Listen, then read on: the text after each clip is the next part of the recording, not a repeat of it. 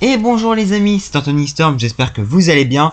Et après une petite période de vacances que j'ai décidé de me prendre, nous nous retrouvons pour une nouvelle vidéo qui va répondre à une question principale.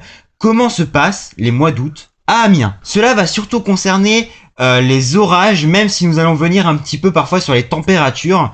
Vous allez voir que ce n'est pas du tout fabuleux. On commence avec l'année 2013. Toutes les cartes que vous voyez défiler sont des cartes de météo ciel que j'ai récupérées pour vous faire montrer les impacts de foudre pendant le mois d'août. Ici, donc, vous pouvez voir que pour l'année 2013, c'était pas fabuleux du tout avec simplement 0 orage. Pourtant, il y a quelques petites journées où c'était vraiment pas loin d'impacter la ville d'Amiens. Mais comme vous pouvez le voir, sinon, pas d'orage du tout. Et ça, ce n'est qu'un début parce qu'il n'y a pas qu'en 2013 que ça a été le cas. Et puis voilà. Pour l'année 2014, c'était encore pire entre guillemets par rapport à 2013 parce que la plupart des fois où j'ai failli avoir de l'orage, c'est soit passé à côté ou alors c'est mort avant. Il y a quand même la journée du 12 août qui permet de limiter la casse, qui a permis d'avoir un petit orage modéré ce jour-là, mais à part cela, 2014 n'était pas non plus fameux pour le mois d'août. De toute façon, vous allez le voir, ça continue pour les années suivantes. L'année 2015 fut encore pire pour le mois d'août par rapport à l'année 2014. Pourquoi donc? Je m'explique. Premièrement, Amiens n'a quasiment pas eu d'orage, mais surtout Amiens a été évité très nombreuses fois. Vous le voyez avec les cartes actuellement, on peut voir qu'à chaque fois, il y a un tout petit trou, et ce petit trou c'est Amiens. On a d'ailleurs un parfait exemple lors de la journée du 13 août 2015, où Amiens n'a rien eu alors qu'il devait y avoir un orage fort à violent. C'est quand même relativement incroyable de voir que les orages de cette année-là ont vraiment tout fait pour éviter la ville d'Amiens. D'ailleurs, pour la journée du 13 août, c'est très simple, les orages ont évité la ville parce que il s'est formé beaucoup plus de nord que prévu. What the fuck, comme on peut le dire. Bien sûr, on ne retient pas que la journée du 13 août. Je n'ai même pas besoin de vous montrer les cartes de 2016 étant donné que, tout le monde le sait, cette année a été très sec pour l'été. Que pouvons-nous dire du coup par rapport à un mois d'août sur Amiens?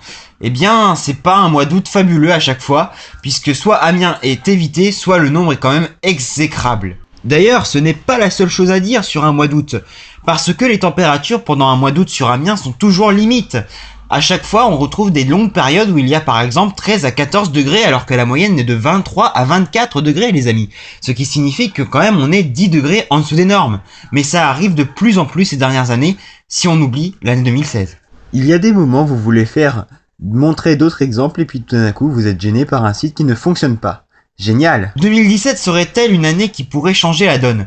Ben franchement je ne pense pas parce que déjà cette première semaine du mois d'août n'est vraiment pas terrible et les prévisions ne sont pas terribles du tout pour des futurs orages. Il y a vraiment des tout petits risques durant la semaine mais vraiment rien d'impressionnant. Non au contraire je pense pas que Amiens sera impacté d'ailleurs par ces orages. Donc pour moi 2017 ne sera encore une fois pas terrible pour le mois d'août. Peut-être l'an prochain sera différente, mais en tout cas pour le moment, c'est vrai que les mois d'août sont vraiment mauvais. Et voilà les amis, j'espère que cette vidéo vous a plu. Comme vous pouvez le voir maintenant, les mois d'août sur Amiens sont vraiment pas terribles du tout. Et c'est pour cela qu'en ce moment j'ai aussi beaucoup de mal à faire des vidéos parce qu'il ne se passe rien.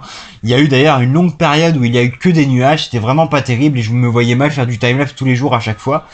Enfin voilà, donc comme vous pouvez le comprendre du coup, c'est pas facile pour moi de faire des vidéos, c'est pour cela que j'ai décidé de prendre des petites vacances, simplement parce que de toute manière j'aurais pas su quoi faire en vidéo, alors j'ai préféré de profiter de ce que je pouvais faire pendant les vacances, au lieu de faire des vidéos qui n'auraient pas eu beaucoup d'intérêt. J'espère donc que tout cela vous a plu, et je vous retrouve donc à très vite pour une nouvelle vidéo les amis, donc prenez soin de vous, et à très vite.